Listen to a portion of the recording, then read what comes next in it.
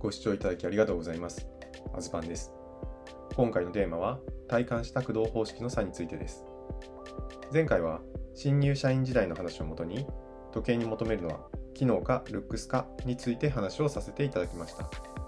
一人でいることが好きな私は自分の見た目に疎いところがあります。美容院に行く回数も極力減らしたいタイプの人間です。社会人として最低限の身だしなみができていればいいというふうに思って生きてきましたが、そうは言っていられないのが30代でした。自分が納得していればいいだけではなく、家族や会社、地域の一員として気をつける必要が出てきました。時計に対しては機能やルックスだけでなく、ステータスも気になる時期です。仕事がしっかりできていれば見た目や持ち物を気にしない人もいますが、私は自分に自信がありませんでした。ゴルフで言えばスコア108、ダブルオーギーペースで回れる状態なので、迷惑はかけていないのですが、褒められることはないって感じですね。ゴルフについては別のシリーズを作りたいと考えていますので、その話題はまた後日。10年ほど遡りましょう。2010年代の話です。管理部門に異動となり、部下や後輩が増え始めた頃でしたが、結婚に子供にと金銭的な余裕はこの時もありませんでした。それでも尊敬される先輩になりたいと思っていたこともあり、日々仕事に向き合っていました。完全にオールドタイプの人間です。東京や大阪での仕事も増え、同世代のお客さんも決済権を持ち始めました。ある日、上司と一緒に同行し、お客様との打ち合わせを終えて、ビルを出てすぐに、君はその時計買い替えないの？と何気なく言われました。この一言は私にとってインパクトがある一言でした。お客様のところに行く際、この時計ではいけないかもしれないなと頭をよぎりました。そこから真剣に時計と向き合うことになりました。まずしたことは、自分の周りにいる人がどんな時計をしているか見ることでした。社内外で面談することがあれば、相手の時計を見るようにしていました。余裕がある日はアイスブレイクの話題として、いい時計ですね。どこで買ったんですか？と話しかけることもありました。社会ではクールビズが定着してきて、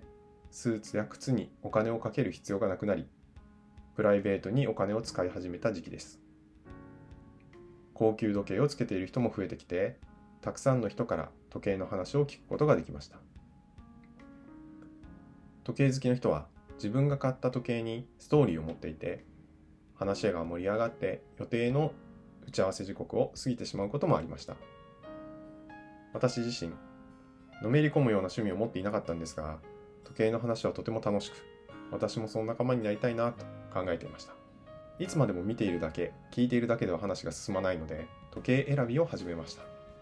基準をどこに置くか悩みましたが、会社員的な考え方として、上司の値段を超えないけど、同等な時計を基準にしようと決めました。そこでターゲットになったのがセイコーのプレサージュとブライツです。見た目はブライツが好みでしたが、年齢的なことも考慮するとプレサージュの方が長く使えるかもと考えていました。最初は家電量販店の時計売り場で買える時計を探していたのですが、ここで運命的な出会いを街の時計屋さんでしてしまいます。以前の動画にも出てきましたが、私はコスパも重視するタイプです。街の時計屋さんで値引きしているプレサージュの三振時計を見つけてしまいました。プレサージュは当時、定価が約10万円でしたが、値引き後には半額近くになっていました。高い買い物ではありますが、半年以上探していたこともあり、この機会に買うことを決めました。定価ではありますが、10万円もする時計をつけて生活することが嬉しく、仕事へのモチベーションも爆上がりしてしまいました。がしかし、これが人生初めての機械式時計だったので、機械式時計との付き合い方はクォーツとは全く違いました。まず朝、時計のネジを巻く習慣がありませんでした。忙しい朝でも時刻を合わせて出発しなければなりません。自動巻きの時計だったんですが、私は時計を机に置くタイプだったので、翌朝に止まっていることもありました。さらに、翌朝、時計を確認しても1秒で5秒から7秒ほどずれていました。1週間使って、この精度は時計としておかしいんじゃないかと感じました。値引きで買ったので不良品なのかもしれないとも考えてしまいました。そこで購入した時計屋さんに行き、時計の調子が悪いので確認してくださいという話をすると、機械式としてはむしろ精度がいいことを教えてもらいました。海外製クォーツでも差が気になる私はこの差を受け入れることが難しく、また不良品でないので返品もできないことに落胆しました。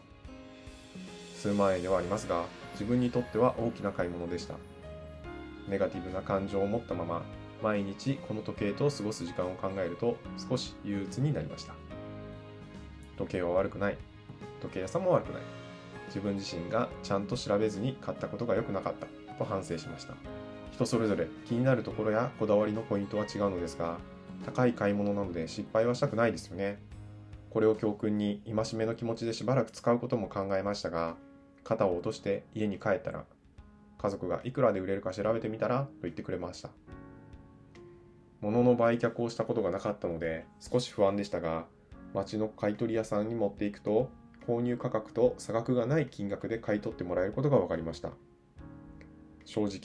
買った金額の半額もいかないだろうと思っていたので、自分の失敗を取り返すことができたことに喜びが隠せませんでした。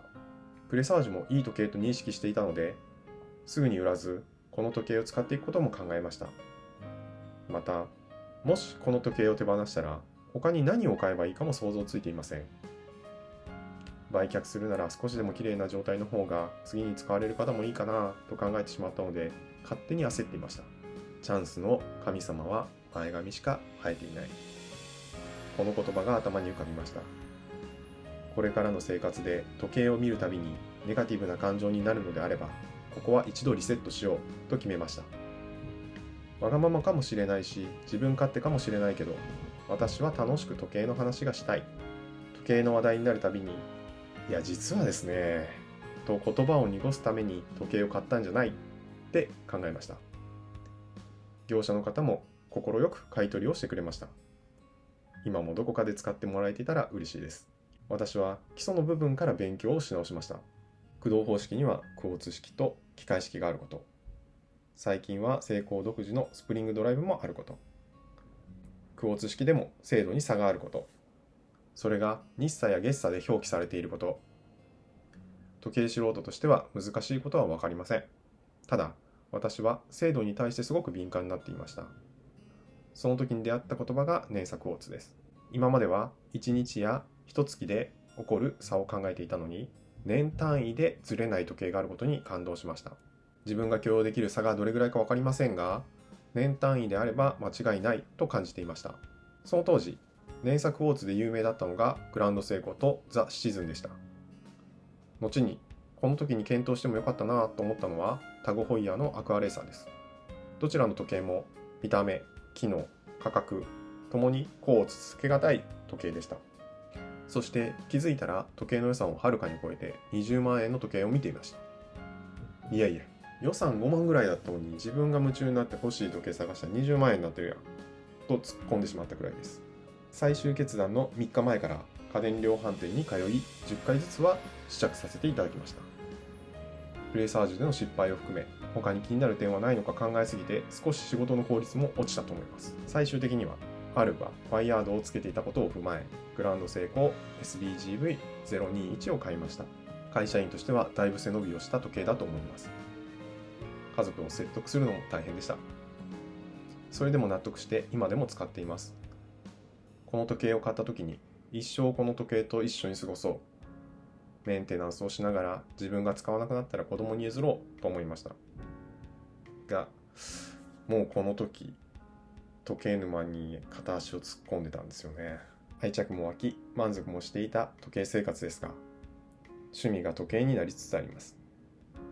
ちなみに、時計の買い替えを進言いただいた上司にアドバイスいただいたので時計を買い替えましたと報告したところ、